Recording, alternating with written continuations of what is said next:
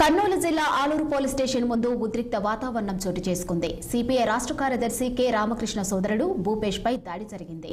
ఆలూరు పట్టణానికి చెందిన హమాలీలు ఒకరిపై మరొకరు దాడులకు పాల్పడ్డారు. అయితే పోలీస్ స్టేషన్లో గొడవ జరుగుతుంటే పోలీసులు మాత్రం చోద్యం చూస్తున్నారు. గత కొంతకాలంగా ఏఐటియుసి జై చిరంజీవ యూనియన్ల మధ్య హమాలీ పని కోసం గొడవ జరుగుతుంది. జై చిరంజీవ యూనియన్ వారికి రిజిస్ట్రేషన్ లేదని, రిజిస్ట్రేషన్ లేకుండా పనికి ఎలా వస్తారని అడిగారు. సిపిఐ రాష్ట్ర కార్యదర్శి కె రామకృష్ణ సోదరుడు భూపేష్ పై దాడికి పాల్పడ్డారు. ఆ గొడవ కాస్త తారాస్థాయికి చేరడంతో ఒక వర్గం వారు మరో వర్గంపై దాడి చేయడంతో ఉద్రిక్త వాతావరణం చోటు చేసుకుంది.